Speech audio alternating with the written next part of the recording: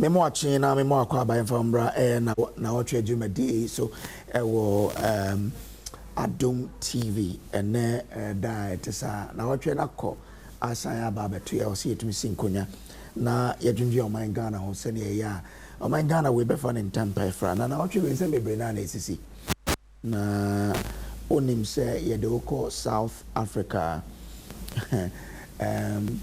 Ghana fo ewo ho binum na South Africa fo e ade etasi de bia da no atama ne musu bi ne yefre no xenophobic attacks no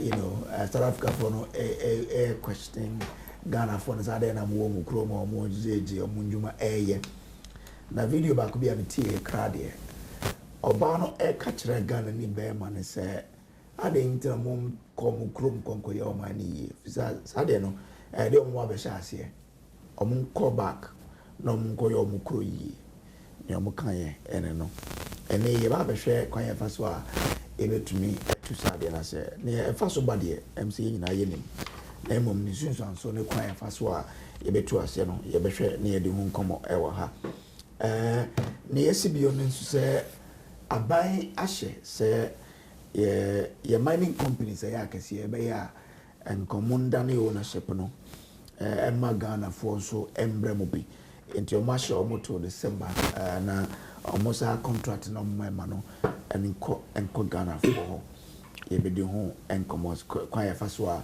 ye betumi aye ema na ye na ban so ehye se obewie agenda 111 hospitals no nim se Nnawotwe danko akufado aban edisi ne so se ombesi 111 hospitals edi amagana omo shase omba be kono omo commission niensa ne o me mikro mukro eka ho aban bae oye so beto so ye bi se sa promise omo de mai se o mewie no eyade a aban kire so pedi so ana so se enyade a you know okay.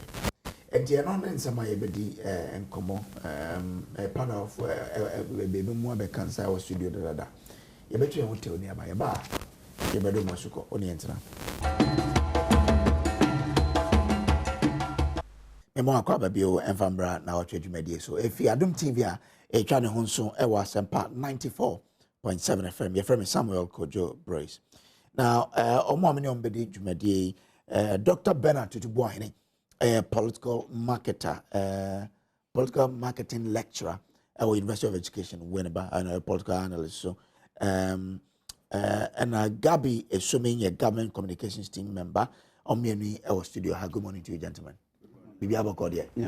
You need a council. Solomon, also a director of communications for the United Party, Babe Kansa, as well as Kwekunoa on the MPP communications team member.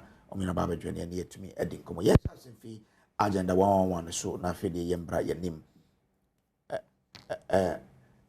yes agenda 111 even yanim say Nnawotwe Akufo-Addo in the height of COVID and oh yes it looks like there's a deficit in infrastructure in the health sector and you know on basi 88 starting and a jambi bedroom 111 then.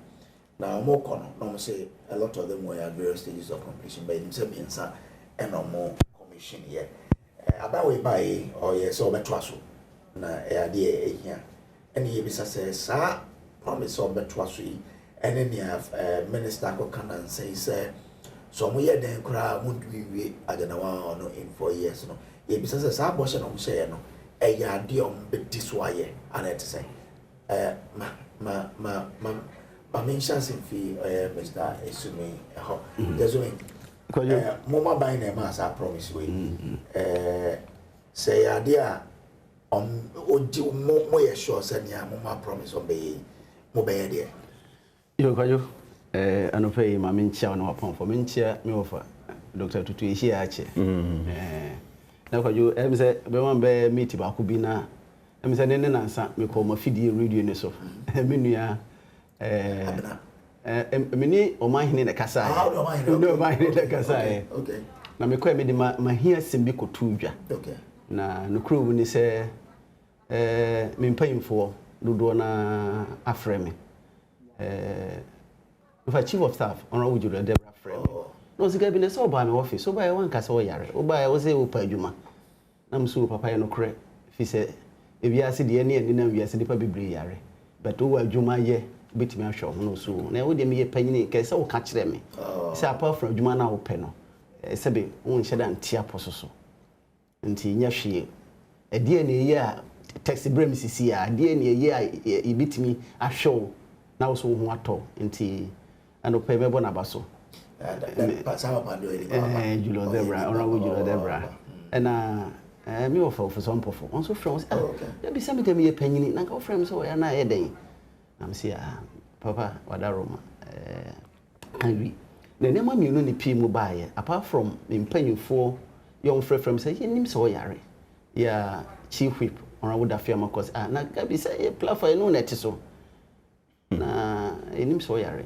Nti bibisa na nke so obo amane de to so meni ye menu anom na se be party form de no munim no so boa me kakra menu ya yo MP chief executive honorable lawyer Edugita Makro se oga bi se be de menim but na wo ka se ye nya sa ma okra de no wanka ne yi menu ya sameja mfi gabi samesi ana wo ba me office ne nipa me nsa gino ha ye free nipa me nsa me frɛ o ka ho I don't know so say me kasa me kan no two headlines na ba mu hela ba ko ne say nam me party na me sumunti ye ko opposition yi madi e say me yare yanhwe me dey to so me ni say me yare ni neglect me but the headline there it came out of the story but is the discretion of the editor but enam say me na me ko kan me manu kasa ntino I take full responsibility because say man ko kasa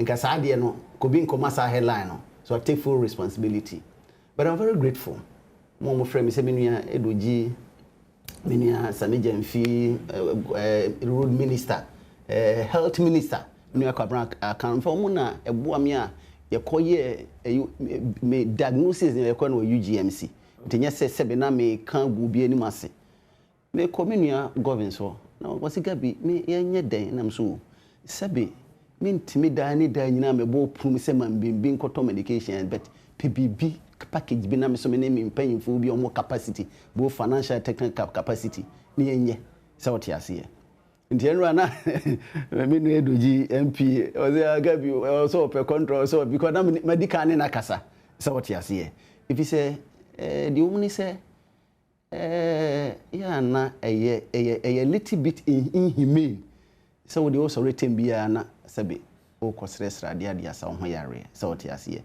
but yes chire nipa no kwan oba fa so oba yeden isa nti we feel say the outcome has been positive nanura me mahia dia me be to ye generate another bigger discussion about issues about employment because now the base in because na CEO for ni bi kana office we pa ni nipa gu ho ni party for no nti finally discussion ko ya ko dum pempenso bi a e kwan ya si e fa so de pa adwuma ma Ghana fo nyina se be ye party for nko e ho hia papa because issue about unemployment continue to be a national security threat so what you see it me feel say I am grateful menu ya koyo twombo for me panicho in the heat of discussion no kra no support me o chro bibi man tiasi na me reply enti me for video so no ma panicho koyo e menu apa my friend na panicho be me san for video so no apa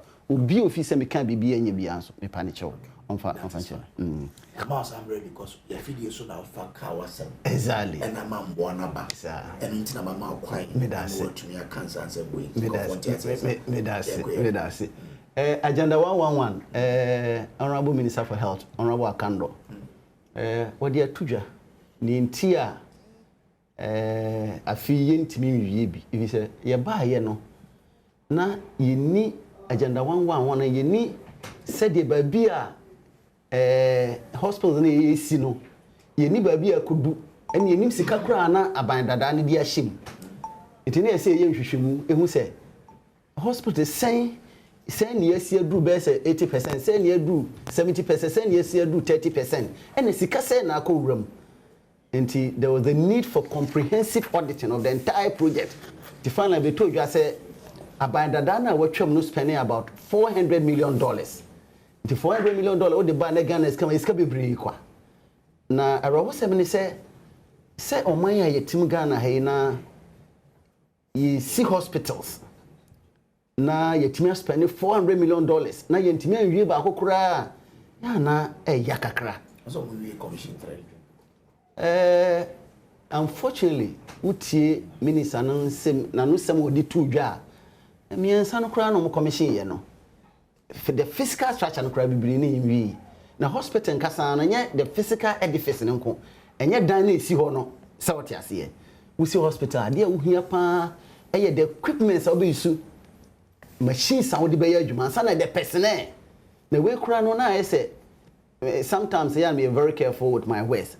But now, as in the heat of the campaign, you charge under one say into a commission. But now, yes, sir, the hospital there, we are the fiscal structure now. Why they want to do for the gum? So what you say? Recruitment. Ebia, oko commission crown recruitment process. Ne course with the doctor for call, with the nurse for call, with the lab technicians for call. And no, now because we are hospital. The fiscal structure no cry. And TNI says about 80%. Yeah, we near commission because of political campaign. Sometimes we are not being fair to ourselves as a people, as a nation. Yeah, na yankasa and tabi near to idea one grow. Now, Memako Yomi Crow. Okay. So I can speak for Bokro. Okay. Bokro side here. West. Oh, okay. Okay. Now, say Bokro, Memaka says I might say, Bibi anymore. Okay. But the hospital na hospital beds AC. Okay.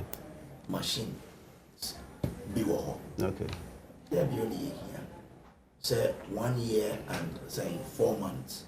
Into me personal. Okay.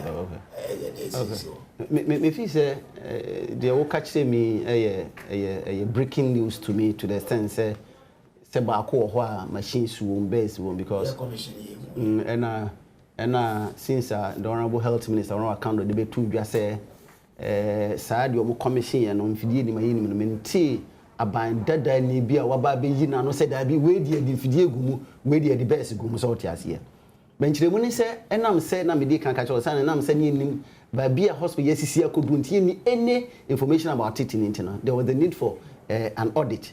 Until the first year, there was no budgetary allocation because I didn't know anybody be a kusi. Into when Timmy Kokase, Medisica say and air cotuaso, and this away comprehensive auditing to be able to establish where you're discussing the Kumbe, we discussing and so now what make it budgetary allocation. In the 2025, there was no budgetary allocation. That's what the health minister told the whole people of Ghana. 2020 said there's budgetary allocation. Yeah, the reason is that look, I'm buying. But be a ni monabambe fabe say 35 no buy ebe ye no complete no commission no de mfidie or the personnel alcohol na o maye de to so me ni say we aban no de ono be ye den wo de aban sika ebe ye na de aban de ye adwuma boa Ghana man nyina na e wo corporate boy yo Christian Health Association. Yeah, sorry, omu kasa omu hospitals. Discussion koso. Also, ebi aduasa na se aduanan 30 na 40. Mu betimi afa bibi PPP. Sawoti ase. Na mu so mai den masi mo equipment with mo amfidie na ayden mo di mo hyase a mo di adwuma bo aga mfise. Arrangement e wokrum hadadaada. And sorry, who do kwa omusisi hospitals and yen depend ye shase. The other arrangement is that even who crowd would take you. That's what fee say ba kubi wo ho a ba bi e wo no wo fee say wo do sika hyem na wo si ewie ututo mfidie gum na se ebeye adwuma na wo so ne nyina ye contract wo ne aba no be sign krata e bia me ye wie a mfie aduasa de me ye edi atime kanya mfaso said ye me di misika question fi say investment goes with profit. Obi obey investment bia so onya ho mfaso enti wakwa invest about $4 million because sir $400 million so if you chiche mu a na ka say hospital ba akokra no say $70 million a year me gitu me say enya sika ketua na obetimi di awie because you are spending $400 million near ntimi awie ba akokra ye mi say on say baako hospital baako no so ka say we see the edifice which is the structure physical structure na we would if you coma how much is it going to cost you? Listen to the Honorable Health Minister. He was talking about some $1.something billion to be able to complete the Agenda 111. Could check the figure. So what he has here. It's a yes, but I can assure you, say, a buying here in this year buying. We've not abandoned Agenda 111. Yeah, can't say be answer in share them reform say. But Baby could do no this year. You're making budgetary allocation.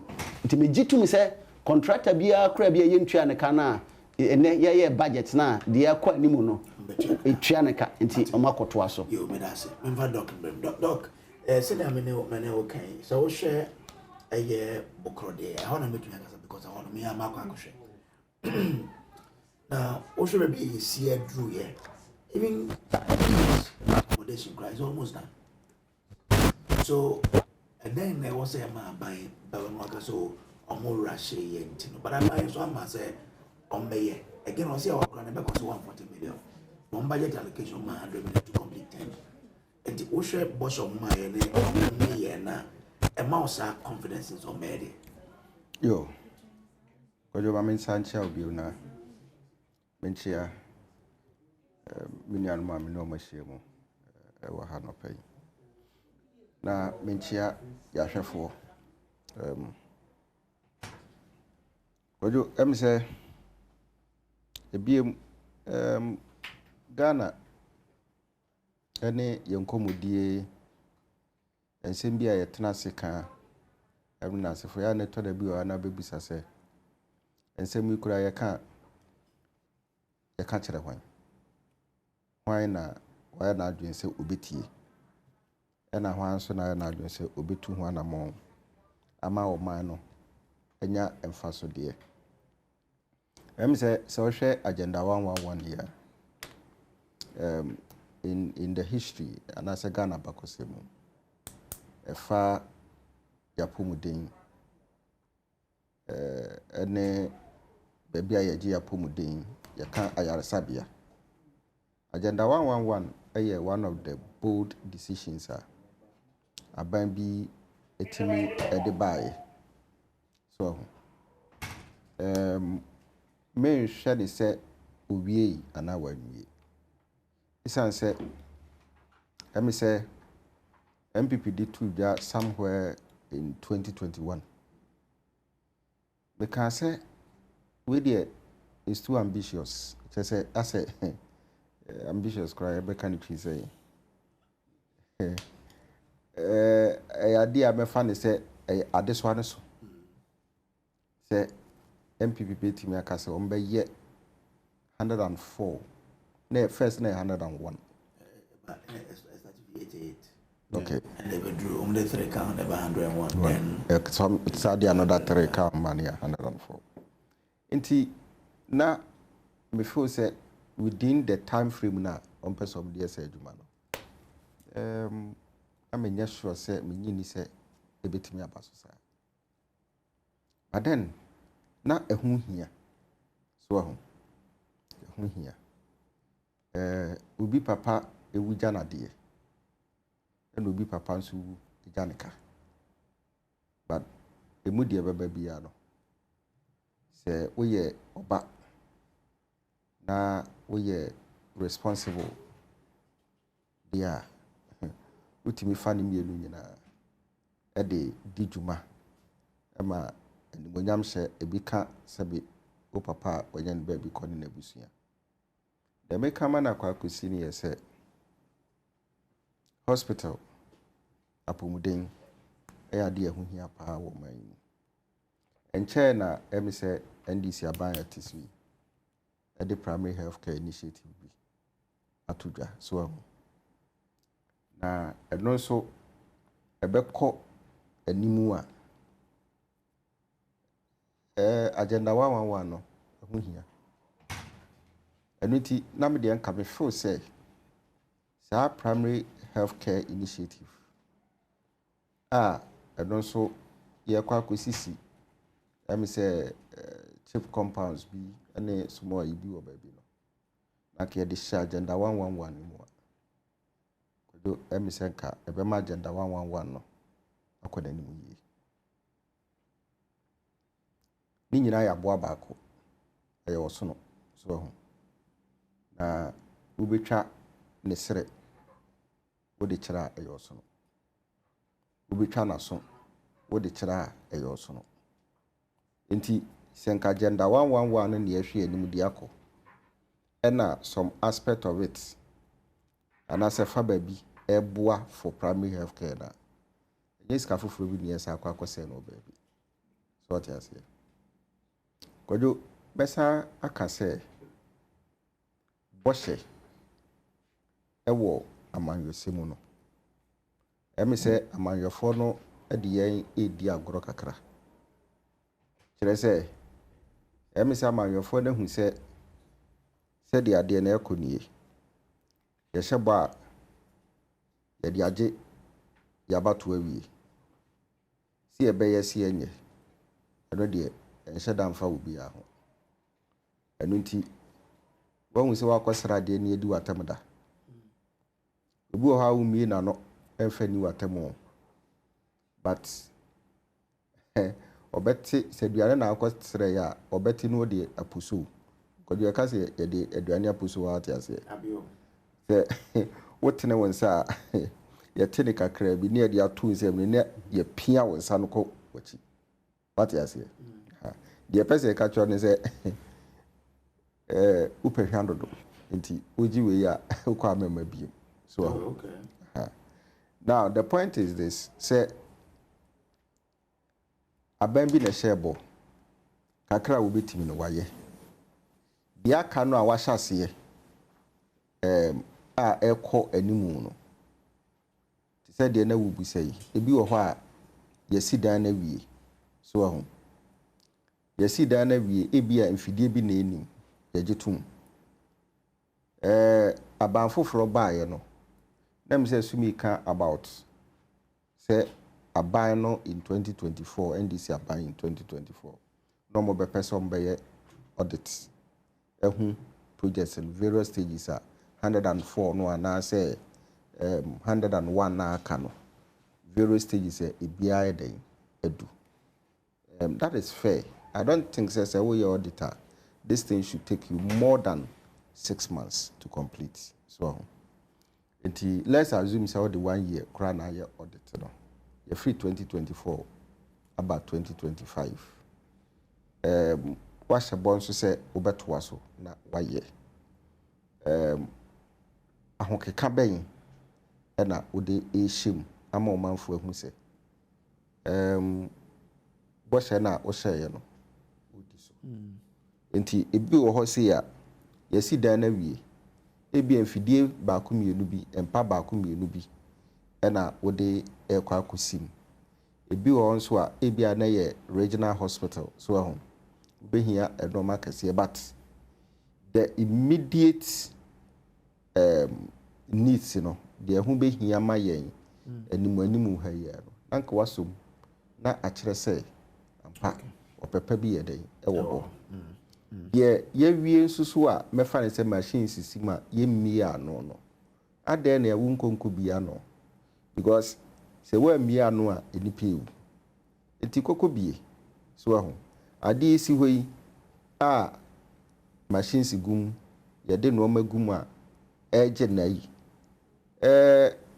enoma ne sel ene wa hwia na ekwa akosai na no so akwakofa ka foforo de ade ediaba na ababe swa oman no so ntimi de me feel say yedi kan kwadwo primary health care initiative no eye na me besi akra me say ma ben from kra ehun hia so ehun ye hwe ba bia ebetimi a balance with agenda 111 no na yenye ne ntem okay ye tosu mienu kwadwo de me say kan say audit bi akoso a aban empentem na de obetimi bia no omia no fama omanfo no de SS woto mfidie bi edigu mu no oma na honye ha no ntongum na onye ena de SS ebia yetoa project no so se fa edan ni sie no ne nasefo no so oma no ho enye ha because yentimi nkonko ja agenda 111 no enkonko fa primary health care because primary health care no ena ye NDC initiative. You know, I feel say Emra Yi blocks and once buy no, you move be a cabby. Say Bana no Teswo no, Sabre no, it do baby no na SHS intake no bunko. To whom say, whom he has said, or call back to the E blocks and part Omoko give our home. It say we see in Swaba, you say governance is continuous. So what I said.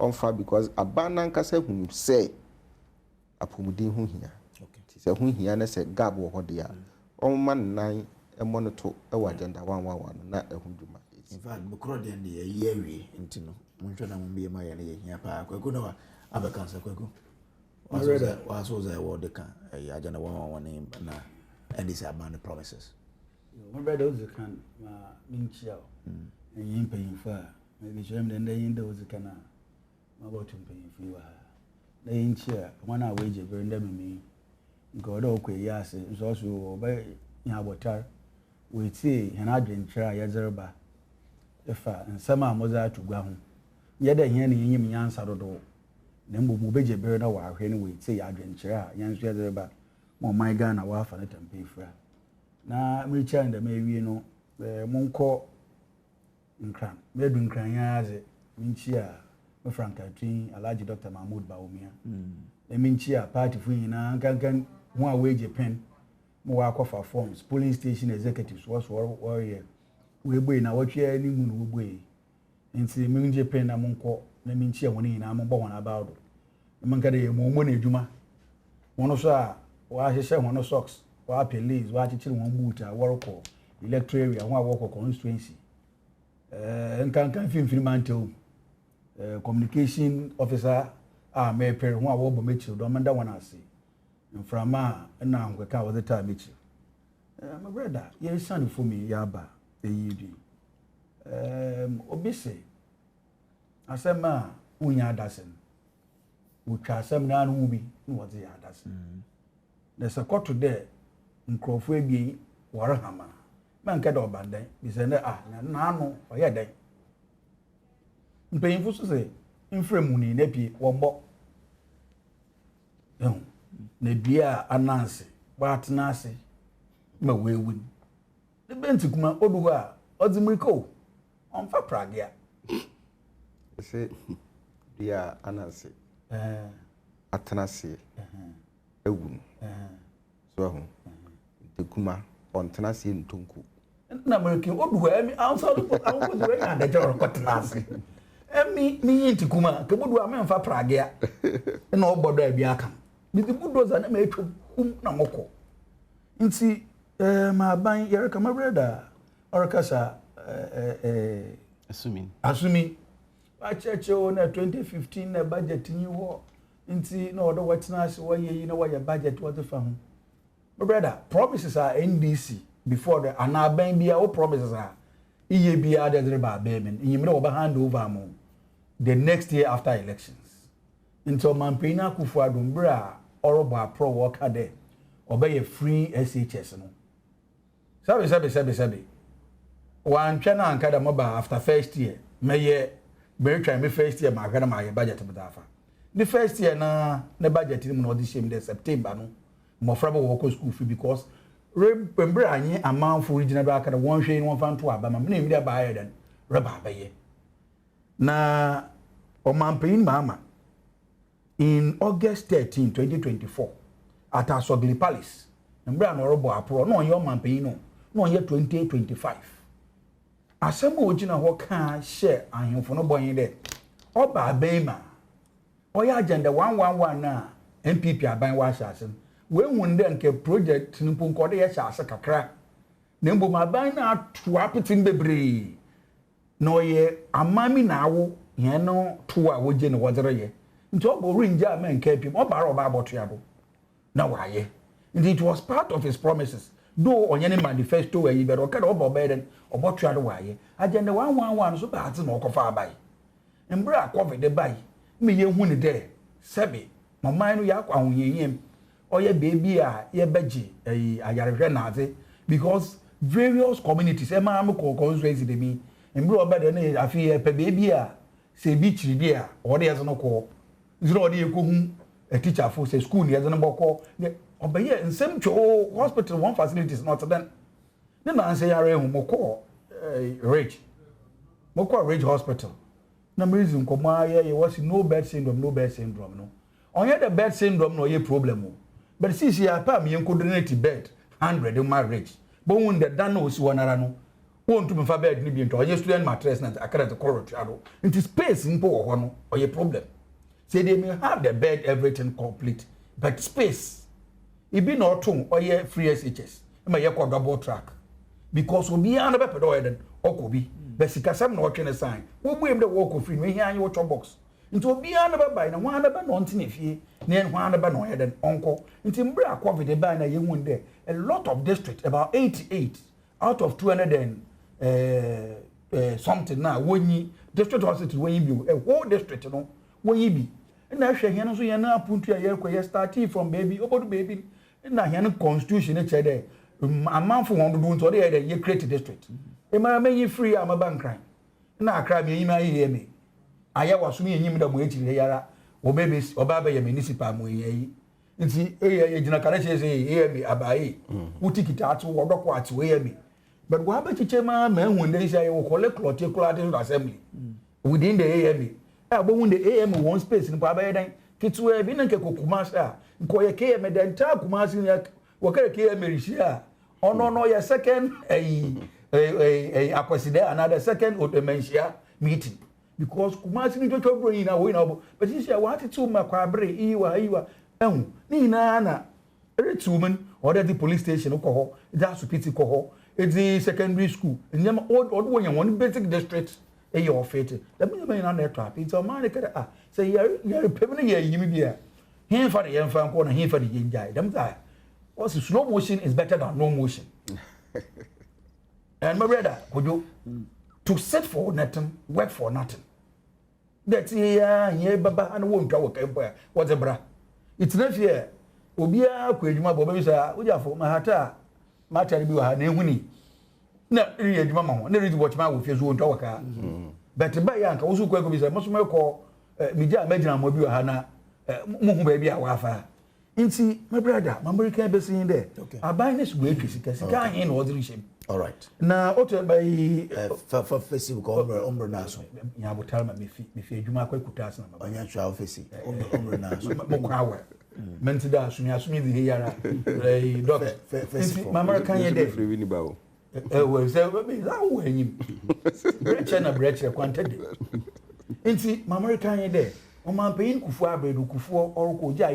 jet hospitals project eno si sia osiden obesiden aban bi ba na ntwa no koye den these are some of the things awo ende it's the aban we atwa the miskeri bi sada moko konyansi ana moboa embra man pay na kufu adubai ena aban ndis aban o man pay ma wa hye oye hospital central region na ye 10 adwuma akonya 2 sunkwa na oye besuanse polyclinics emi imbra wo to about 20 years to abawi na sunkwa azin demi oye footings na waye but we finished and completed it and commissioned it on 10th of August adwuma menu ba commissioning only you prepare ya den ediri shem de be den be ye adwuma no if a minister ofana den akando na me yanku UCC House of Parliament if ana embra obai no former finance minister anta oye press statement bi we hospitals bi akara obey den obe operationalizing obe issue press statement ka there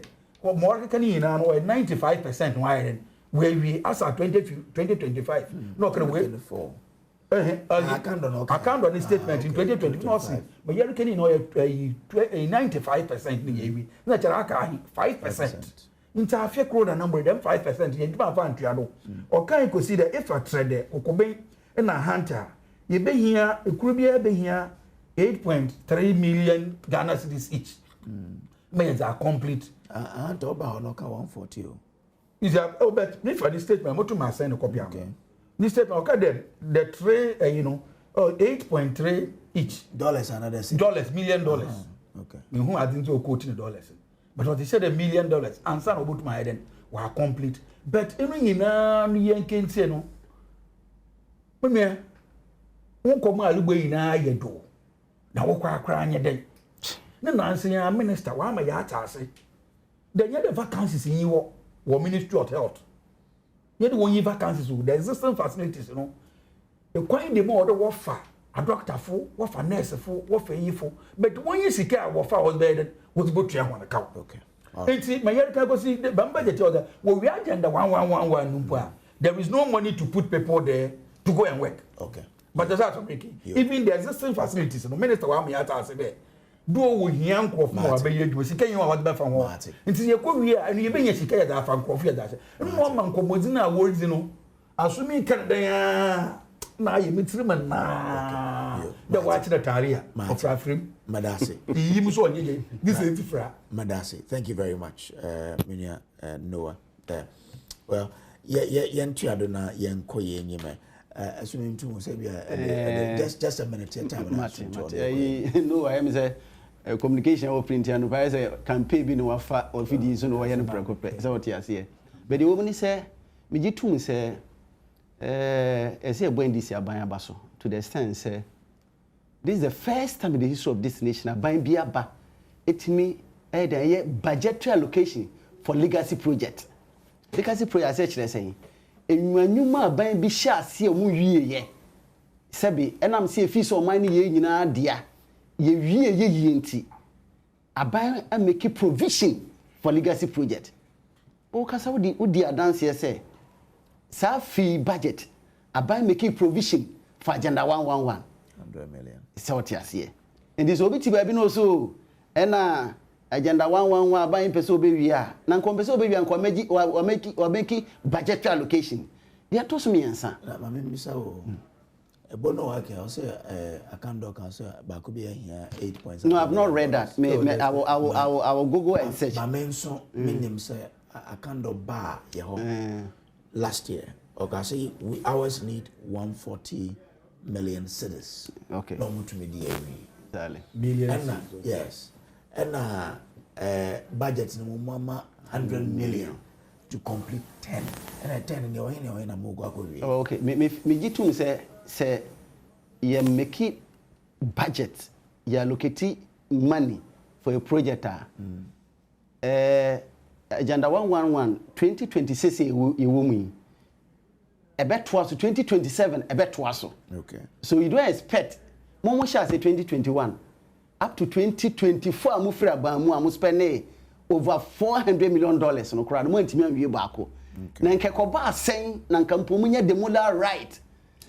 I'm telling you, munya the moral right say aban bia baso wadi afi baako ne fa oni afi baako ne fa nko a enum sa aban ne de chinchina so wi agenda 111. Sometimes no me careful and I choose my words carefully. But a Ghana politics. So what you see, mukura mo shase mo spending $400 million. And fear 9 months me and you back okra. Na bia aban bia me transfer afini fan. Na tia agenda 111 ho nkomo ya na e bi etan. Ye ma contractors sika o man ko site. Yo. Because our contractors so say investigation obeda hu mo. So there was a need to investigate. Na me nua me offer tutu a e ka free primary free.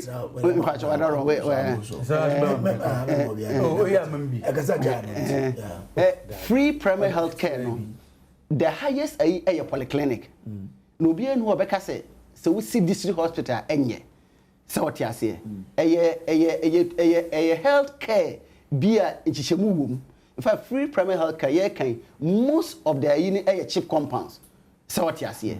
Into agenda 111 DC hospitals no. Unless of course if we are a referral from cheap compound. And so now because free primary care you free.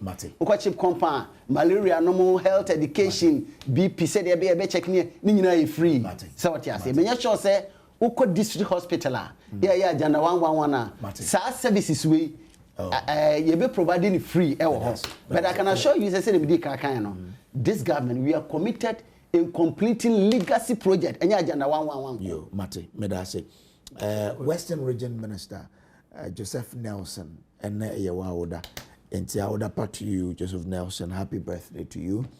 Yeah kandamen ozo azimu azo anda ntima anda na tibie aw nyaman za yira edon wanu no na mfomi whilst you are celebrating your birthday nene and ma ozo azumo be say ye agenda 111 inti me obokura ekra na we na fa celebrate your birthday inti today being your birthday nkesa akropo we ni your birthday wo bokura kane as part of your achievement inti be Joseph Nelson I order part to you nyamre yira na do one you are a very good person I like you na bo modern na was amadu birthday ni kozro na fire agenda 111 me obokura bunku na hobo e I am pledging to give 10,000 cedis for you to buy medications. So if you are ready, come for it. But I'm happy birthday to you, Mr. Minister. This is now some sure by now office can be more crowded, Baba. Yanko break name, brain train would tell you about who enter into South Africa. They are cautious xenophobic attacks and a connect for that. You better meet us and enter higher.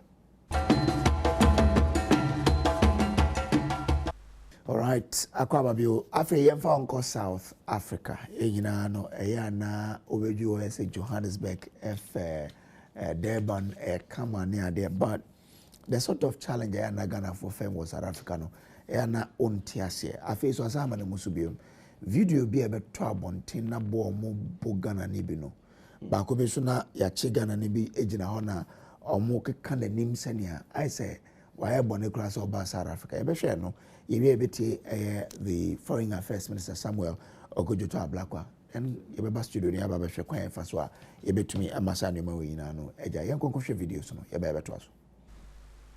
Ladies and gentlemen, I'll be remiss since this is a gathering of African countries if I do not comment on the troubling circumstances underway in South Africa. Here we are banding together as West Africans, showing that we can work together, we can cooperate, and we can produce results together. That is the true spirit of Pan-Africanism. That is the true spirit of cooperation, which our founding fathers always worked tirelessly to achieve. It is really condemnable to see that particularly West Africans have come under another round of xenophobic attacks in South Africa. And this time, Ghanaians have been targeted and other nationals from West Africa.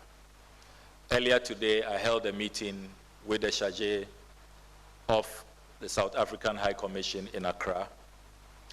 Yesterday, I had a telephone conversation with my counterpart, the Foreign Minister of South Africa. And in all of those engagements, Ghana has strongly condemned the xenophobic attacks our nationals have come under.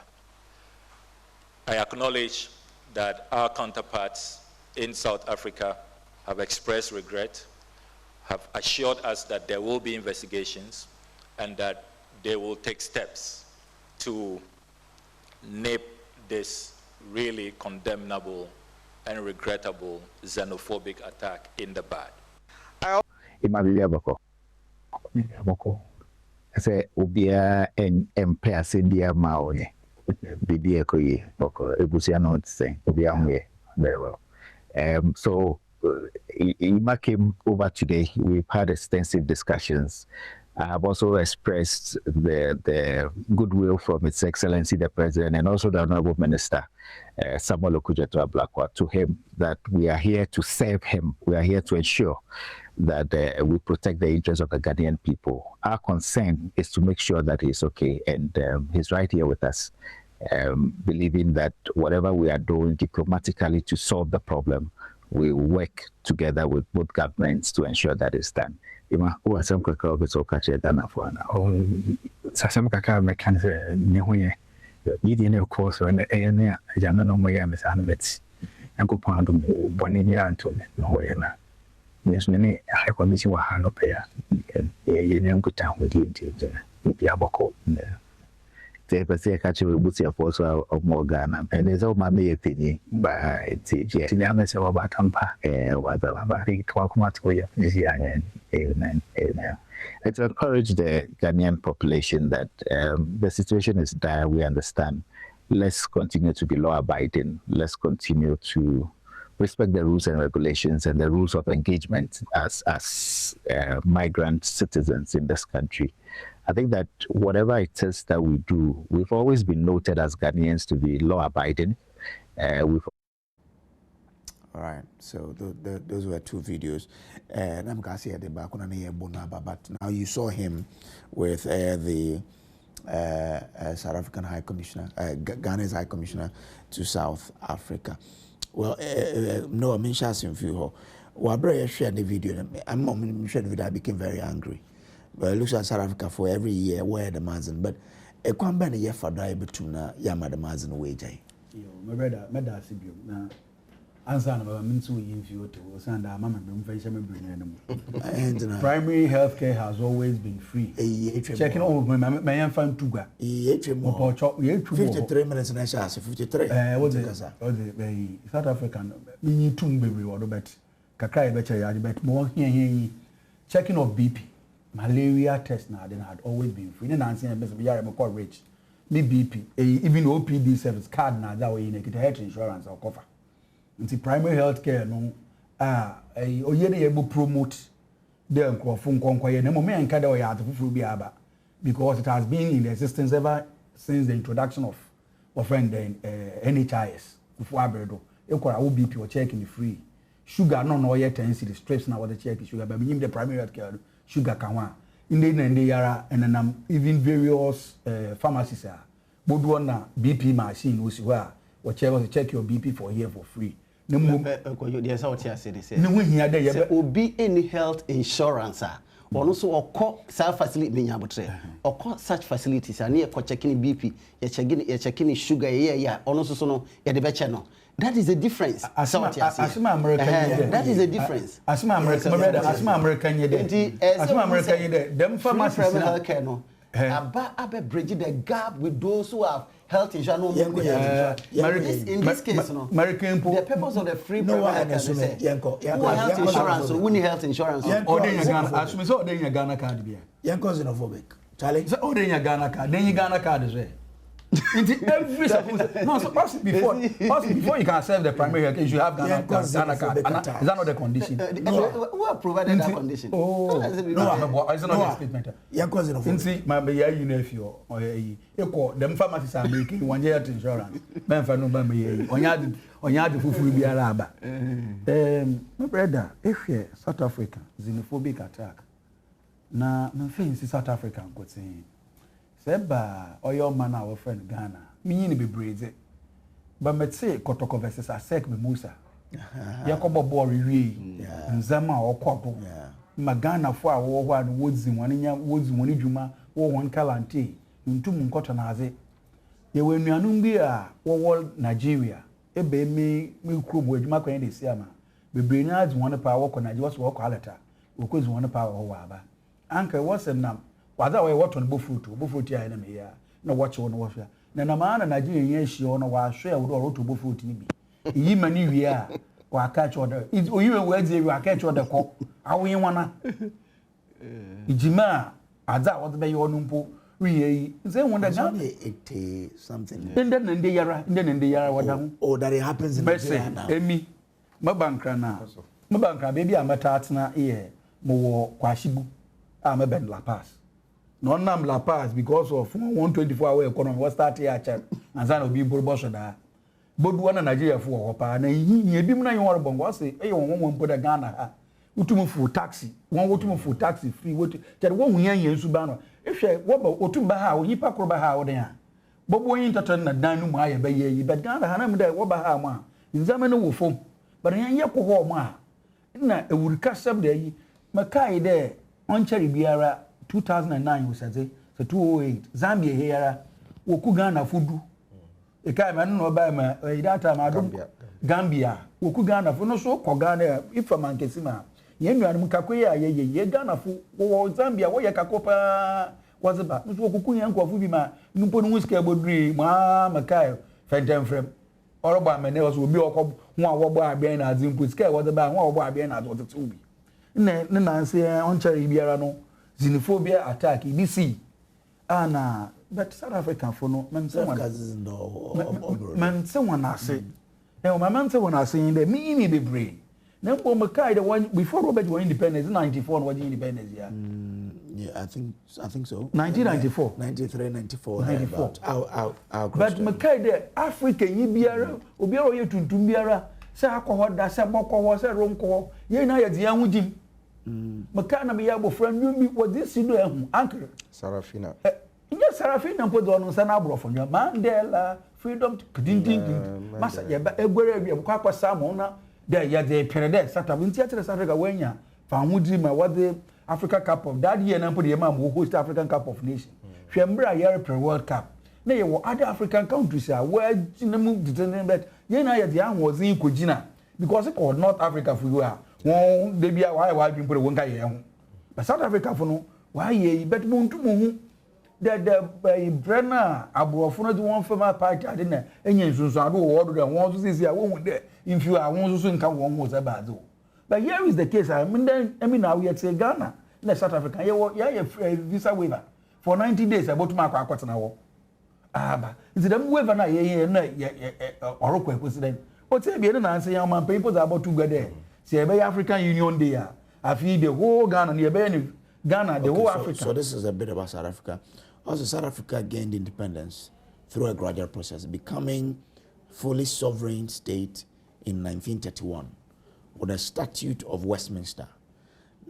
Or remaining under a dominion, or remaining dominion under the British monarchy until 1961. Also, on May 31, 1961, obey a republic, which was Britain, which was Tyson. Where universal democracy was achieved later on April 27, 1994, when Mandela obeyed president. Since them 1961 na work at way independence them. No ya atwa punch they didn't do. Yeah. Atwa punch mu wa to we to ka je whiskey akoto wo bancha akwa ye wo bia but apunch dey ikiteni due. Inja no ye den onko because from them 61 na rekani na no na until them my brother South America. Until 1994, the Ebon there. And South Africa, South Africa. Yeah, South Africa, if you do, oh yeah, a big man, okay, big man. I remember there, a young Ghana first president, or Saji Pumpu, Nunco, maybe I can't say, if the West wanted an extension of Europe, the sea is there, but not South Africa. But South Americans, them time in, I don't mean Jinzi there, or you brand the to South Africa for. Ukita one farm with that ukita an African Cup of Nations for one bobby. And I'm a boy. Inti maybe American question you there. Orientation bed the way ya. Now what's something then? There one war na ibimifi African hero. Waba na maybe side and South Africa for so one ko baby one ko ye duma. Ebe Ghana is here Shoprite one another. Shoprite one for South Africa. MTN, of South Africa. Man, Nancy, Minister Koya PR room of around there. DSTV, Minister Koya won't PR, no announce one promotional package. Oh, as some American, some company in Namanka, let me be some wabble. I'm telling you. Look at Casasa, an epidemic. Is it not true? Minister came to announce the area of DSTV. Into American there. Once over, I shame poor. In argument, and here you're putting there. A boy was the secure warrior Figana for here. Was a one crewman, I would go say she won't crowd. Or also saying, you know, it's about time, and fizz your lips, they be a bunny abbey press conference, and you want a dialogue. Means the minister be no question on Kutupana there. Minister be no catch on the one cobring. But I yet may Mufuna was soon a war bank. There, Yan a year when you do. Means the man is someone I work at a year to wage man or so. What the application quite? The way you got in it, and we other a country in it. Now, South African wasn't there because you are South African in for ba. And I don't even think there are other things in terms of labor. But when they be a foreign migrants, they are providing cheap labor as comparative to one warrior citizens. In Tebiaba, Ejuma, in Kagani, you hear these are some but Aqua should buy be not there. There, Muhu, maybe it's about time. Yeah, so apart from the normal rhetorics now, you know, the companies here, my boy, MTN, ShopRite, and there may be other ways or one. I think we should also have other yen. That's a tax incentive. You raise amount. Because in fact, when you know what to call Martin, but you kind of home. I have here to make up away now. So you the main man say this is here. I mean, this is here, so you had to battle. Martin. I brand says, "One, Yamia, no, over no car. No, mammy, you could be payaba. Open what you phone about." But I say, you look. Quite best to fiber to me. I see xenophobic attacks here. No, ACC so do. Yo, I'm saying. Sadly, we know how kakra. Say we share abakwasema etachira so. I'm say just after independence, you know, and sa xenophobic attacks, you know, a chance here. 1961, hono. 1961, but then said that maybe after apartheid. After apartheid, so the whole thing is that what we share atwaswa from Sabrina, you know, yetia yakasai. Na South Africa for no enyina so eyem yinupe dedi kan ye se omo feel se your friend is saying omo awoho na abetena wo man mu no omo ena omo de eno maboni awudisem awukasem eba oman mu na okenkan so a emi say bibia anhyada enkyere say ahoho no ena de sa normal no eba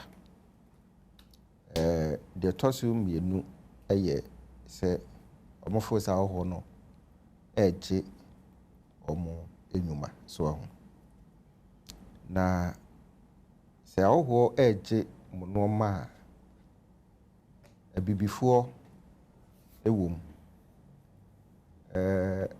enim sɛ Indian fo ewom enim sɛ America fo ewom enim sɛ English abrofu yi nsunsu ewom enti aho no ade enti na abibifo no nko ana abrebia no moni ɛsan wo na wohwɛ nsunsu aya na abibifo no so no sɛ mrebi atwam na Nigeria fo pa na omani di omachi na sesei omode Ghana fo nso so ababeka ho hadwen kakra kyerɛ sɛ wohwɛ South Africa abakwasɛm a omonnamu ababeduru baabi a ene omabeduru yi a eduru baabi no na nsɛm kan yɛkora no omunya ewiase afa na nyina omunya obi akora na omaka omasama ma omo so ho sɛ wohwɛ omabakɔsɛm eduru baabi kora na brofo no afa omo ankasa sase no more than 83%. South Africa for ankasa sase a no omo teso before na sase a no omo teso was around 13-17%. Eduru baabi a school bi kora abrofo makɔ no wontimi nkobi baabi a restaurant bi abrofo be kwa kodidi ntimi nkobi baabi abrofo tie se okokofa hɔ a na ye bibini a watomra eno kora ntimi che odu kokotom so ho na wohwɛ oman Ghana dumadi a oman Ghana diye akotea Ghana ediye Nigeria akotea Nigeria diye eduru baabi no na francophone countries even Africa omo can be ma South Africa for no adentia France for aso omo say untimi nkasa eba apartheid issues a untimi nkasa enti countries biti say Togo Cote d'Ivoire omo mu yi omo hu free apartheid nse Ghana Kwame Nkrumah, Jerry John Rawlings, enom ne nasefo edi akoten pa edu ba bi na South African penifo no passport okra omu use no na Africa na enti edien na aba enani nei mu wura fi mu abakosem ensa eso mu edi mu gina amona so no ejeje mu tata no mu wura fi nanka bibi for de yeku a yedi akire no ye African Union a ekire enka bomu enti se yese wonsachi ebe yoda enti se wonsa yam so ho enti se ubema India ni ho kwan ama natena South Africa aye budwa na se wono esese wo fa wo adwuma mu na otua wo ka no so ho won fa wo adwuma mu na se Nigeria ni anaga na ni no bekwa akofa no a Ghana ni de bone no waye na kwadwo unim South Africa fo no esu no omu ban bi omu no ase omo wo some sense of entitlement so ho ade we ye media nti chenchena ye media nti mage ene mmire mu wiase ba bi wiase adu no ye disable bra akwadworo na wonim say even South Africa universities e wo no foreign nationals ni bebre ne ko a lot of them so South Africa for na nkasa manum peace ko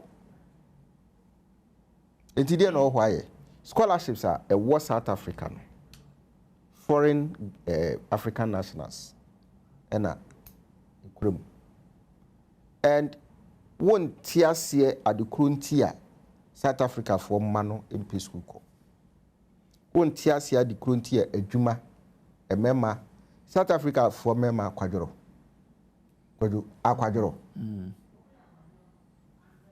chese wuso mu ba bi enye yi no ono no se wakwa ye adwuma kakra no wanya sika to de boto mu no efiri ebia se na bosumi we ne yetua ne ka obetimi atena fie be na wotwe no diska na we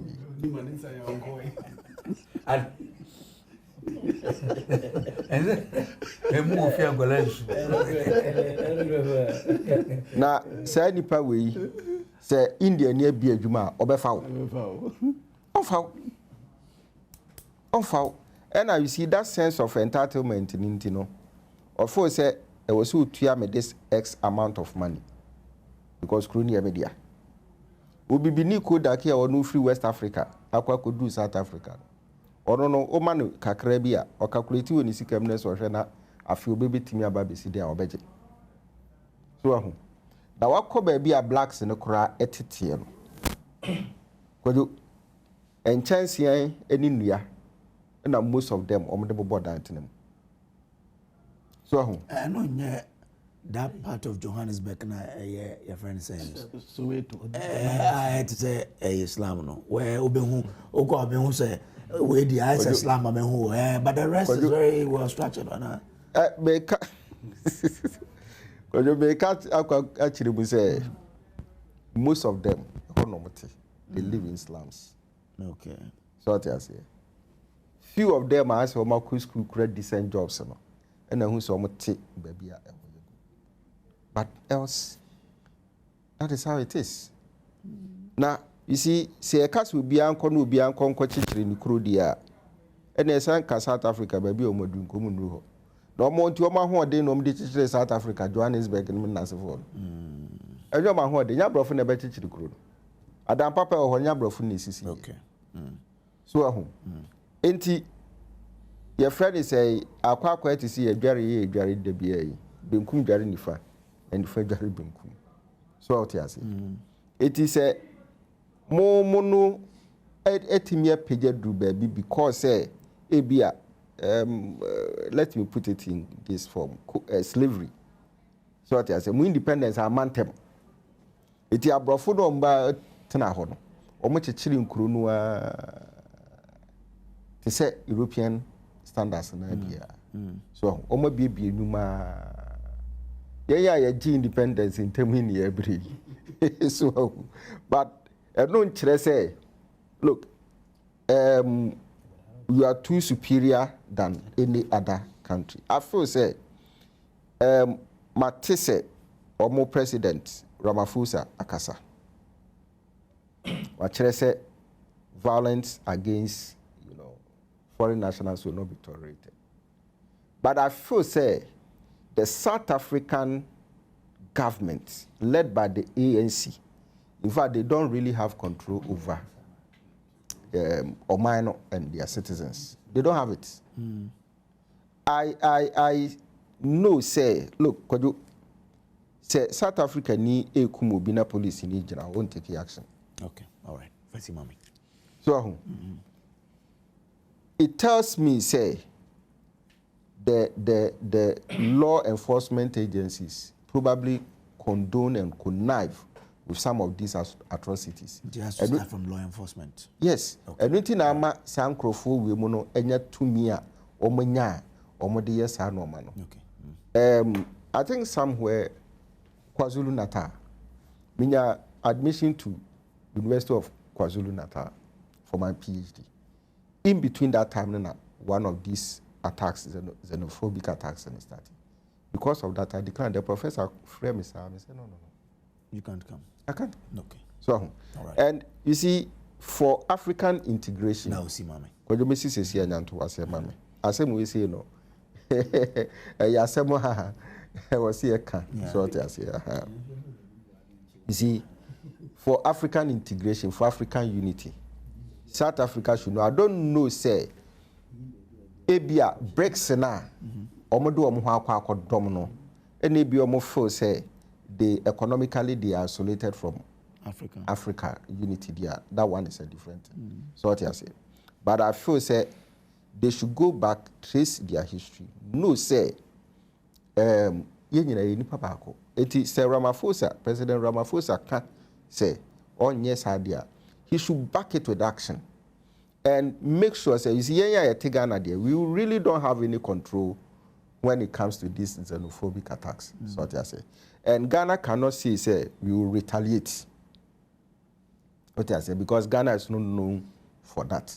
So, but I think there should be that high level discussion among the presidents within the AU, enclave, so what I said, to indicate and point out to the South African authorities, say, Africa will not accept this kind of behavior. All right, Mate. Solo, what are your views on South Africa? It's the next topic because you can't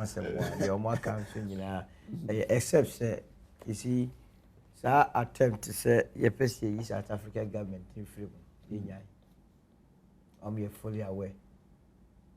What more the YouTube, or more rhetorics could platform so you foreigners na jumuma. It's answer or moon to mean creating you mom, no be a kosher foreigners. Took a cabin be two of now so implement here. And until a moon to me and concochichi woman. Says I want to catch you. Ebio diplomacy ya come once more as I did a turn on market. In go for since Nigeria before diplomatic solution be na diaba. Na so enye Ghana for dey call diplomatic schools no mo South Africa for dey call.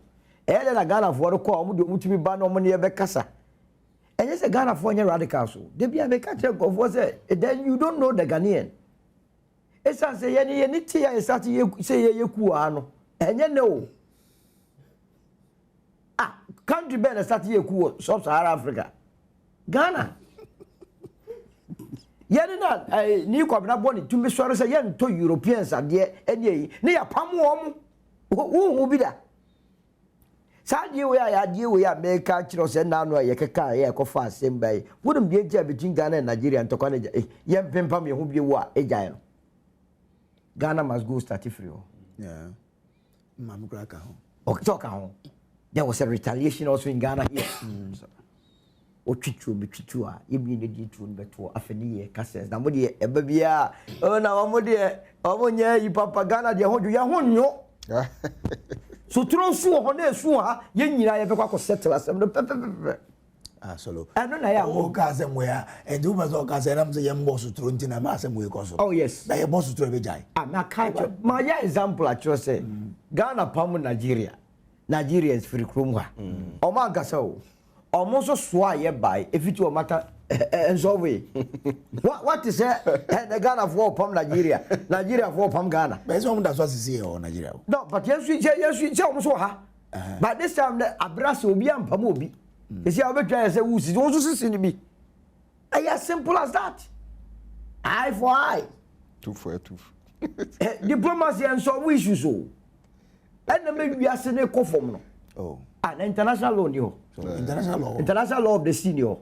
and I mean because the state of the Hormuz ye ntum by international law of the sea na me ko wini ye na Ivory Coast na international law ye o se ma ye ma crude ever Strait of Hormuz e me an obi a block no da say na ye na territory and ye territory the law on international you know maritime law no say won't mean ka say territory and ge ye se ma betre ko wan ye block sa man say na win is a case against maybe ye win ye say ye dey no we can decide to do that I don't know we are talking about demarcation demarcation no say I don't know ye ko kan ho na nye ya officer get dia no na beka get them there even thought international law no can do baby that and ya me catch you say but what mean but yo what you out TV so the more say mo ye training wa diplomat me go diplomatic school mo no ya say mo cheche ho ade no e da ha nim da ha South Africa bra ya bre wo mo ho omo ye bonia ye number 1 bonia ye pa bonia ye for pa say na ya officer Ghana for ye pom kro na to the sense say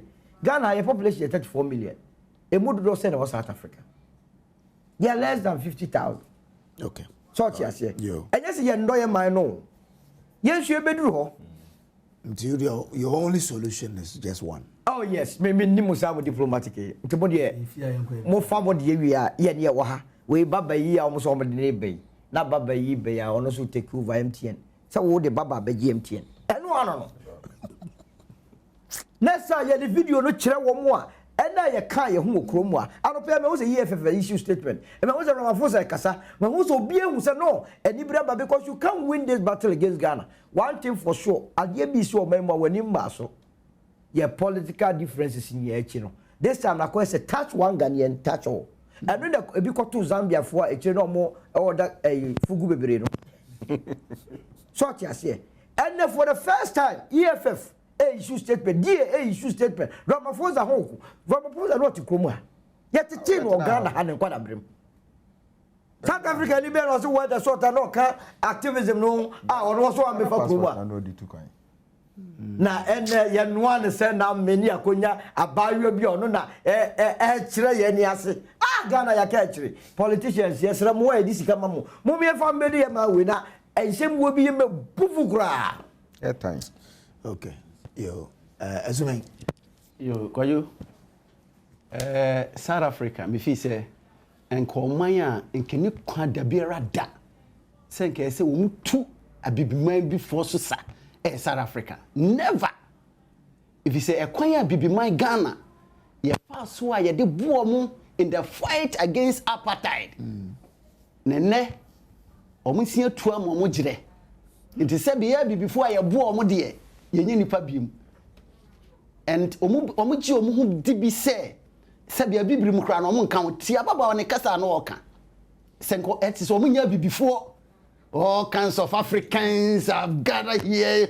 Can you imagine that? Because our kakra kire say, omo South Africans no munya before. No Can you imagine that? So what you say? But when him, say me nuanu can be brave.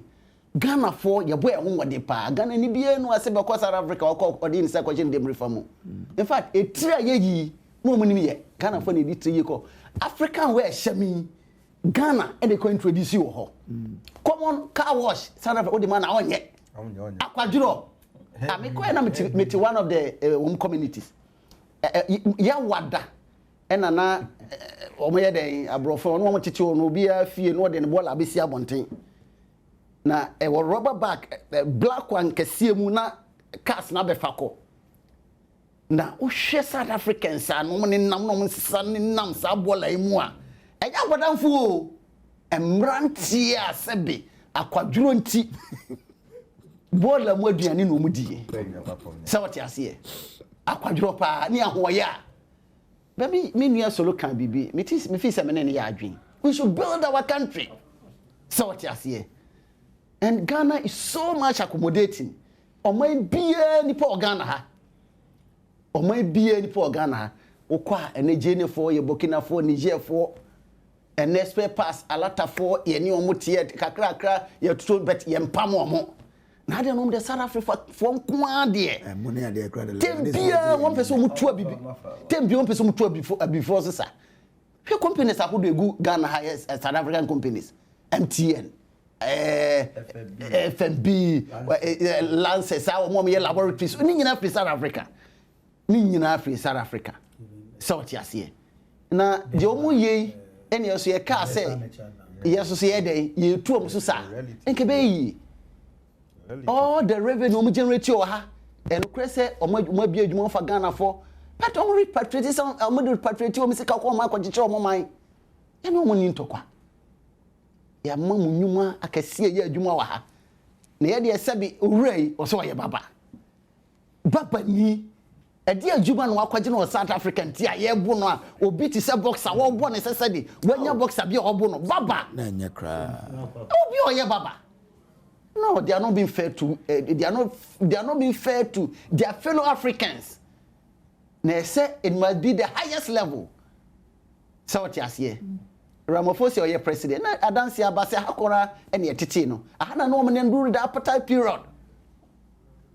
na de media me gidi se de niam omo ye nyina tia chale omo nuanu ma bibifo ho ne nyina no eya ahoye a eya ahoye a ne akwadwuro se be omo mpa adwuma nti but me fi se ese ma to otwa there must be a way to stop this xenophobic attack in South Africa. It can't continue forever.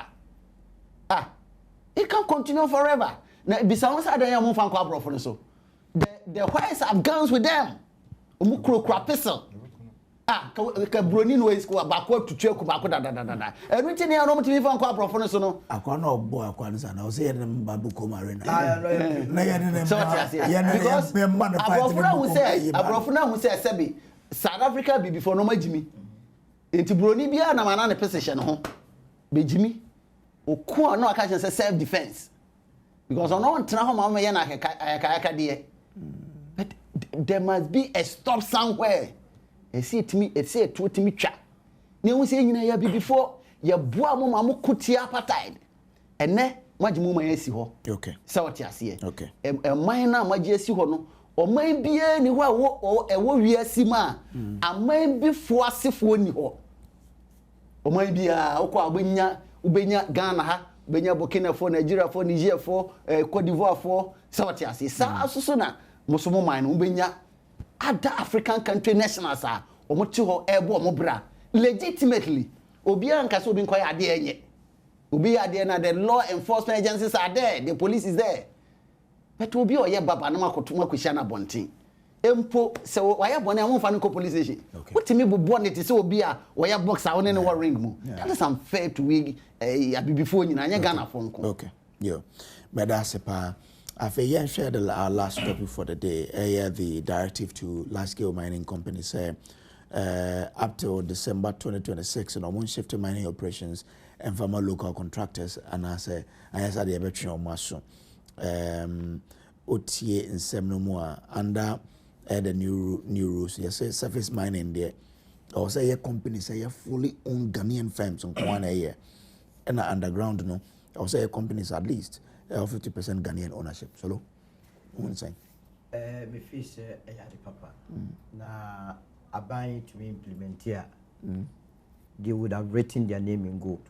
Okay. They say me de biya na me supported Donald Trump go force omontiasie sanuma wentia the entire me support me so ono make America great there again ti ɔse America first ti preaching ɔde me wiase ni yan sɛ wɔn so ɔmampani a wo ukrom no ma wo ukro no nya wo odadwene first headen ye wa gudie wa na operations na mu operations no amanonefo na ye na Ghana fo na tia na ɔma sese sika na ko ɛna no ɔmo gye dama Ibrahim me ne agesa esa sɛ me so me be prepare me ho de ye foreign na bia ye hye kwanyi ana wo ne ye ya mo he the business side of it ara Ibrahim for dama me ko fine we ye man ye wo se ye take wo ye emo ho aduma wo ye business ni yi eye de na wo dom na ye se akwa import mo na Lebanese fo ni yi na dictate emo wa so let there can be where ya pa enti wo se ho no so hu sadie we start ba ye nationalizing kakrakra wo take operations and the next thing say Ghana for the big take companies na ankasa wo se ye man no be start here dey akone and wo cover me oh me prepare more the man sector we do the transport you be capture eti on a serious note no me hu ye many j on sa ade bi e be bo Africa no dey ahwe ngofo di ka carry report no beti Bloomberg Reuters or propaganda wo be certain ngofo o man pani ma me gira una so pinti nobody can do you anything touching the core of making Ghana great again. So I had mine. Ya say a good year that moved to no. What they would sika ba Ghana for the between good year. Operations said ye be skill transfer ye way ya can na she be ska. We ye be 10 years as munkom krum. Na ye ni ade atekuba. Na physical na we almost good ball by ye and no crying to me and full operation ya de almost 10 billion within the shortest possible time what we raking to the economy. Can you imagine say Ghana for manage all these big mining companies. Send a bebo my mo.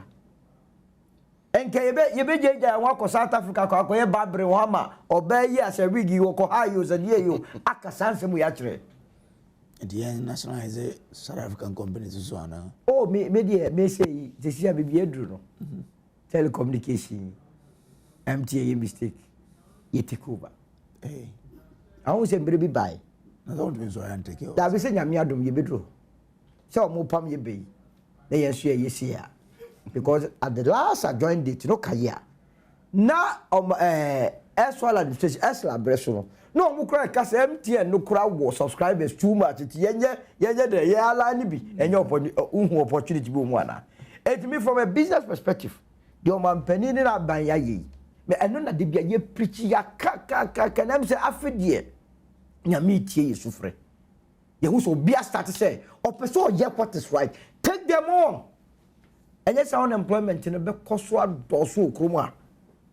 Sort yes ye. Now the do is a 3 mining companies that omo implemented adia ye kan ho. Anglo Gold New Mountain Zin. Meboa. Omo makani nyina no ye ho adwuma. Now, when you say, I'm say apart from Newmont, Zing, and Anglo Gold, yes, smaller even Anglo Gold, miners have yes, because they know say yen to me go say Australia, yen to me go say Russia, yen to me go say Canada, yen to me say US, yen to me say Mexico, and then it be an Ghana. Say any operations that could think of for him. A basa what is going to happen? So more a school of mine start one year, you know, and it will be a good business mind. Yeah, all that you do is a good scale Ghana hand more. Over form a company. No aqua poaches are minus, no. What form no to a firm now they are called BDB. It's a new part of the school or taquano. And after obey a bed number or minor operations or order that. And you only the goes, you know, South box I near Yinano apply to them. I've never gone for a year confident. And Basana and that after ye say your commercial banks in crime say, we want to build the capital, no more got tie Ghana for Nechi. The last time I had a problem, say, even EMP Kwakoji Damano, I take over. No, one more Ghana Commercial Bank in Tian support. A blocked 3 companies. Outside, and then I think, say, is it Stanbic or so? And the finance of a blocked on Ghana Commercial Bank. Yeah, more you take a command because again, one Ghana, you know, about to take over the mines. But the profit, you know, a B circle back. Yeah. Not what you also your bank, and all you say. There's a more salary lose go. At the end of time we are saying. Go to the head of the business, the Ghanaian businessman. Santi that the bank in Bessie. Na yenye sa after surface mining Ghana for a low hanging fruit and also be free to come back no on na masase dia no o dia se be sa Ghana for say no so tia say mo na also buy and very good from a business perspective no me feel is one of the policies aban implement here me tuche ma wo okay omo tonko so mate we dey obi on nsem wo sika mfa bra me ne wo ne inform consult ojo ye tie enya no ane ye me ye djuma no wo mu gu aye ye nto ya no say makasa nkofo no say wo to me no mo na mo se mo nto me say wo dia wo no ye be kwa kusia mo enu nti de bia ye kasa nkofo ntiase Ghana first no me no ya adwen yes my brother answer my call yo kojo asemia oda we more 3 minutes o mbronti smeba asa yes me basa smeba basa kwa no sumpo onama yesha asinti nda ye bajisi honorable finance minister ne conscience wana ifra wana mi okay mi na mi senior wa secondary school okay na not probably wo chia mpanyimfo wan chia no na wo chia no yi so ko yi free ba no ana awo yene ya no ayenko one ni friend no ayenko free make no ayenko why more red oh me see our secondary school ya ko so mi ya ko so mi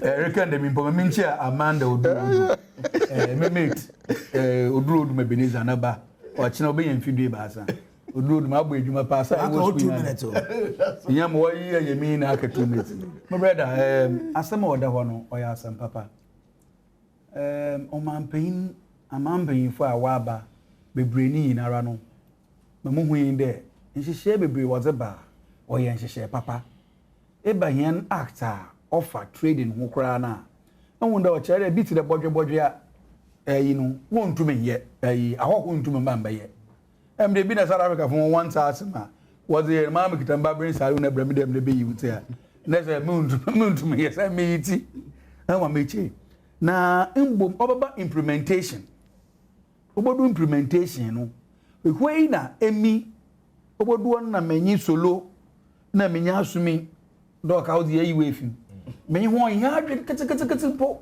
nzamani bi ho ma yan politicians na ye yo technocrats no NDC ko MPP ko ono resign the pension edu mo ko or say the worst thing you can do to me is to transfer me is market temporary so the transfer grant in buy na aba what is e chir na wo bo hen abor wo petu wo sheda wo janyim wo bo man na abor o sando ono o free de na ketwe na oje na o de bi beka ho my brother if you am yento if you am yentunsi tiptoe Nigerian shops are what on phones we na boko na one certificate I wasn't adwuma no register general one ko yipa na prime owner na o ye kita them so proprietorship kita boko na din no owodo no o ye kodo mensa kofi acher ya waboyi wo din no owodo nti certificate ni we im da guy na any certificate but adwuma na owo na ze bi one or ye boko na amananiya on said oye no it's boko na license na ze Ghana yin license or the akwaje or the akwabid not here.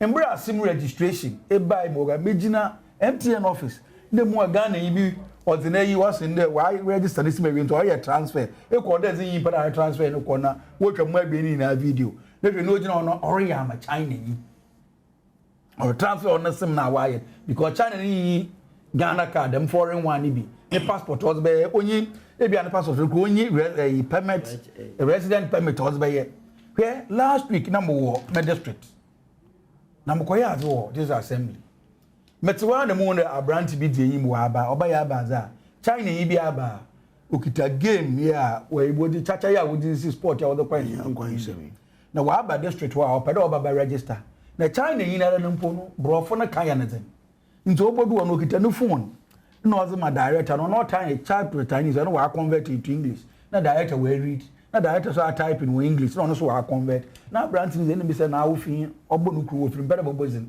won fi ya district na game chacha na what na ran skill also skill wo pa Nti I will be no say me a driver. Na mo ye den also me na me ne record round. When you Ghana yin on yin no konkron do other than chache na kosu ma when you sika. Me be say na chache na we go say sika o man. Nti I will to be also ye bokọ rounds baban. Na ada sentimentum nya kwa. Na me say be na inja driving na are na nkoto da me chache bi. Nti man pains abobo azem directives was ama. The surface mine they be in the surface mine Ghana from Eden. When you bend the Galamsey site. Galamsey abeji yen ntinenyi chamfine. Chamfine nya Ghana kaso. Yen na ye bo pickers. Na so. But your mama bro Chinese when was the excavator Eden. What he be? Thank you. But you mention all that takwan. All this kind of almost go to excavator. Nti me American de oye hihye papa ezaba. Na mbom ye yen yinze echu. Na yen won the certificate na raba. Thank you. There oye Ghana yin din na dado no ye PSV na anesu ampa. Oye Ghana yin de no ore ana de ye ba hata yim na ya ajeja ma abrofo. Na wa be na me purpose na ya de ban na ya se en ko be no ya nya so ye agree though. You know that Ghanaian will decide. That missing but on the money that be NDC MPP. But I say esumi the main core of the issue na you. Me feel say our original hin na say. Also for 3 minutes. You me that say. Me feel say nyina say about President Mahama na NDC aban ye say about Mabaso to the sense say there's the drive to allow Ghanaians to take over the critical sectors of the economy, and that is very important. Oman bia be kona nima e betumpo a omanfo no omuwom no, they must take the lead to be able to drive the economic development. For example, sa mining big mining omo operations obekona the technocrat no omo ho na omo ya yin nyina Ghana for, but it's because the capital na ono e bia South African company na say Australian company e dey abaninti no na ono na company no e wo no, but omo ya the operation omo ko underground, omo dey cast ko underground, the entire operation ya Ghana for na ye so what you say but contract no say Anglo Gold any ebe sign contractor one e be Australian company and ebe sign sa contract no, and so the Ghanaian guys are workers until you trio muka but they don't get profit. So what you say and I think say dey we can see that because you see we have the capacity, we have the expertise, and so it's good. We have a big push. The big push, one of the cardinal principles is say it might be a Ghanaian companies drive. Most of the companies no more executive big push ni na Ghana for companies are build over the years and they are not doing bad. It me feel say that is the way we must go. Say share some of the hindrance ekotia se benye Ghana nko African development ade ba ko be hu ni say because we've not taken over critical sectors of the economy ya jama abrofo ni ntino tembia ni yakachi but abrofo ukwa omumaya the critical sectors say agriculture, say mining, say construction, they are in charge. Interdum pempenso be Africa as a continent, Ghana as a nation. We must take charge of our critical sectors. Say look, sika potna ye nyina apart from gold na ye 2 mo gold o mutua percentage say na ba royalties say. Na the operation contract na yes so ye de be ma Ghanaian companies a ombe dey omuso benya part of the profits na mining no onya no na asa kodi abrofo no. That is unfair to us.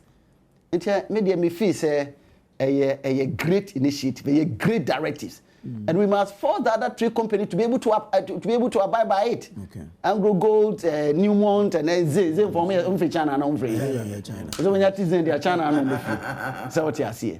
Until any Hong Kong big push here making so what you see. We call data sectors. We must gradually once we build capacity, we build technical capacity, we build financial capacity. We must take over. Said you bet me the resources required to be able to build this country. Now said we will be angazo to South Africa. No, you don't have any punching bag. So what you see. Mate, Medase 41 after 9. Doc Moabem. Now in the oil industry we have a similar arrangement. What happens? Normally. On paper, Ghana and Kuta 51, but in actual fact, on Kuta 51. How do we ensure, say, you bet me any year na any just paper, but in actual fact, Ghana and Yankasa Krade no Kra? You could answer, Soloaka, I mean, the most important thing is government's commitments.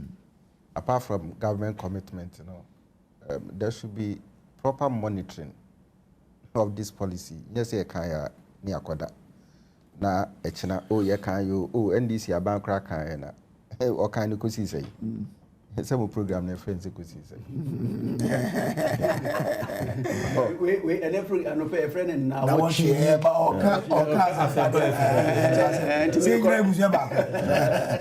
so and I show a fast and buy from the okay. Ya kano na nye se sabim predia san krubia edu fiada yen camera wo number 2 krubia edu fiada asembia obi akan bia wontimi emfa de serious because obi abo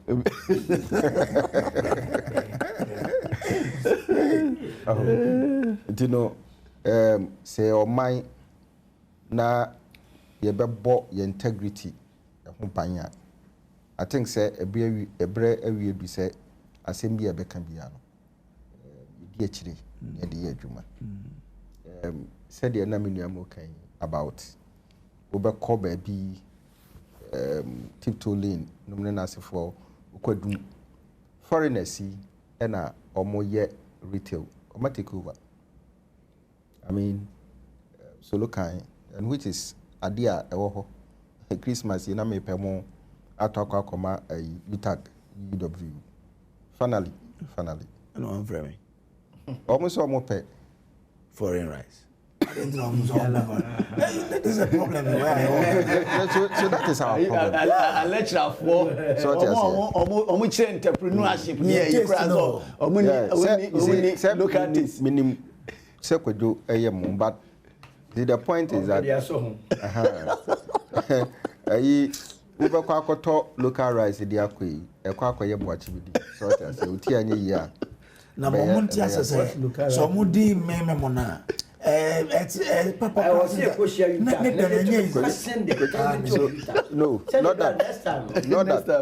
that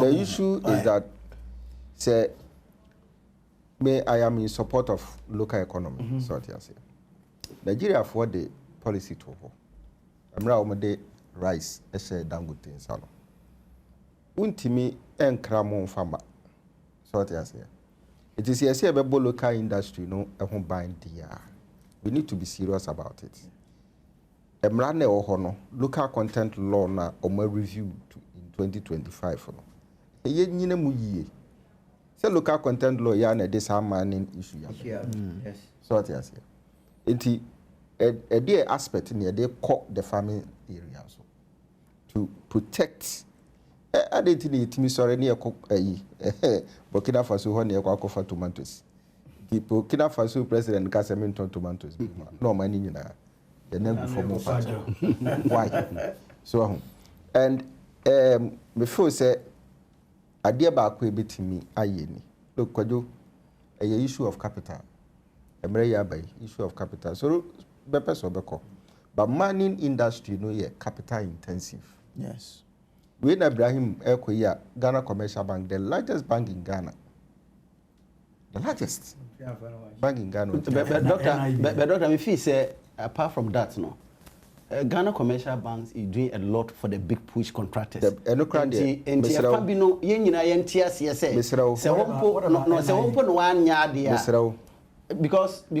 you see big push, no.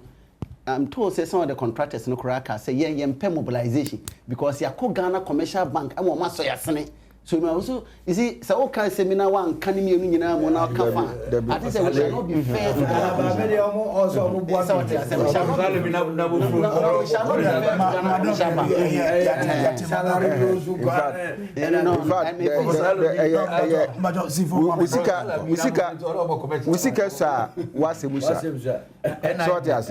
commercial. What about NIB? NIB they say mugu na ansana.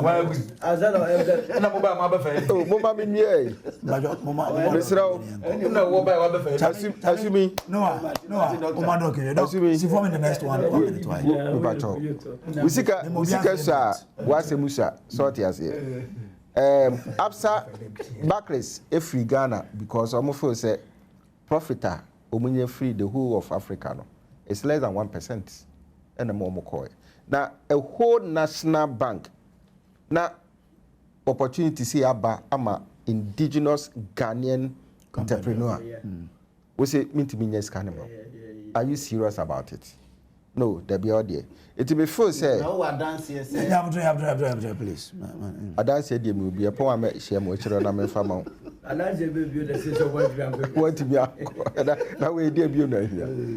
Every animal here, chiche, yamia, yama, abuses me here dance here.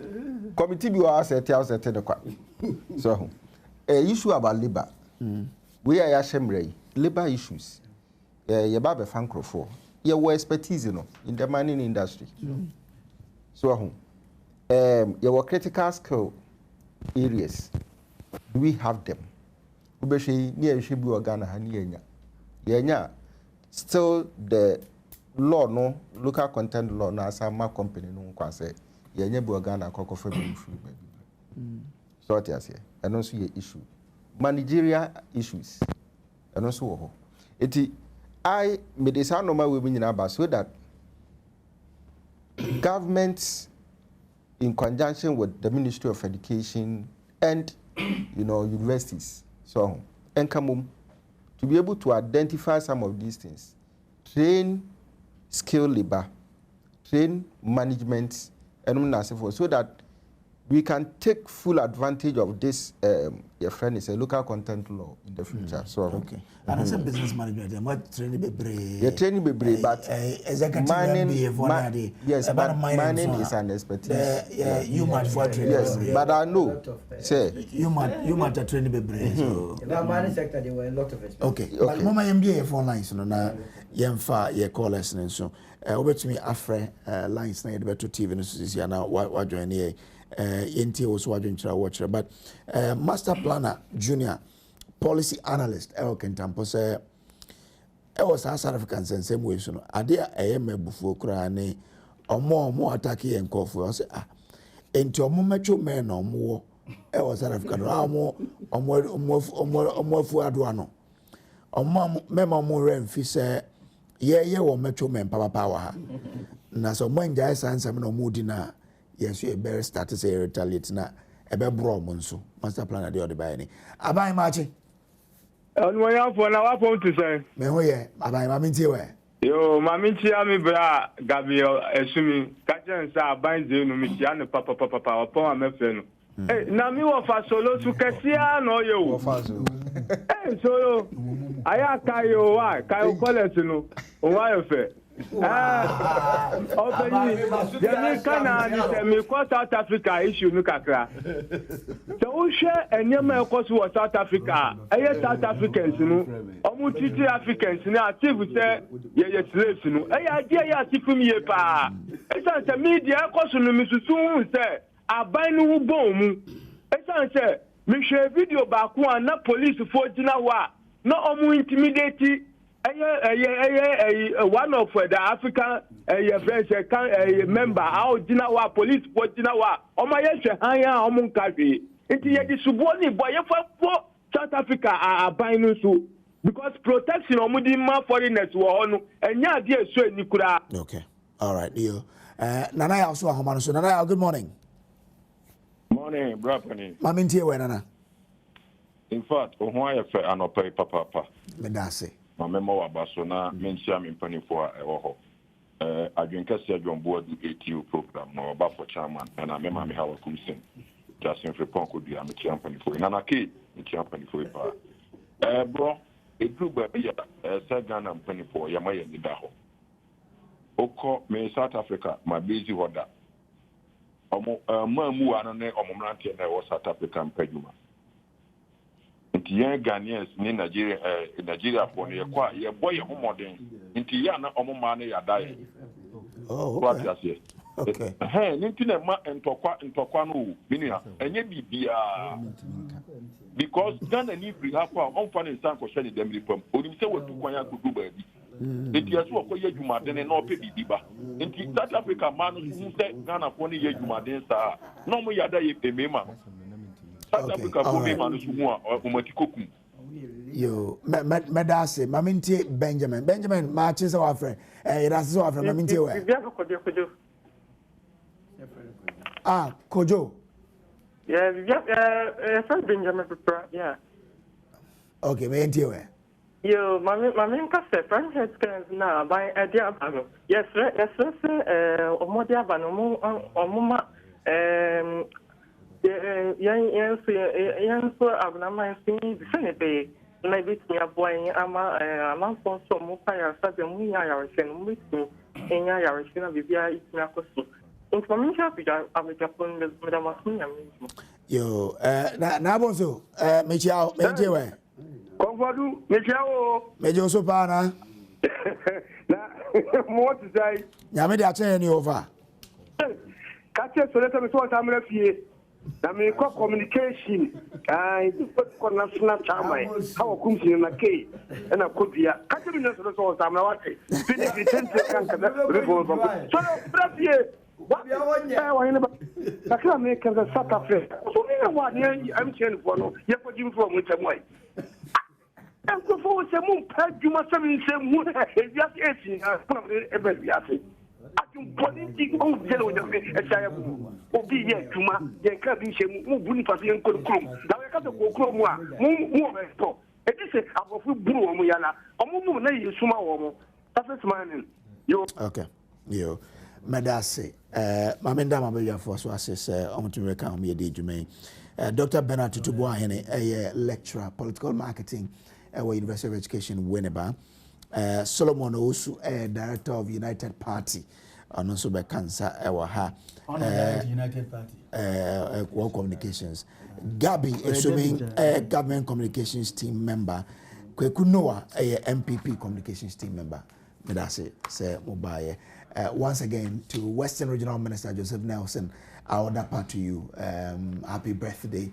Koswana boy juma obodema atoemantemo nyamaliza yira na do wanu na ye okezire wabelmo adiwa odan nai anda mani mu ase yela wase wo mo aye nyamaliza yira na wo na mwezi wa nzu mu awra ye bama Western na wo ma anda mani so ewe ya na mo mi Bukro hospital me honorable mpachabo krana bunko maye na ye be ho ya ole all right yebesi anyame ya do me be se sha na wo twede ya good morning.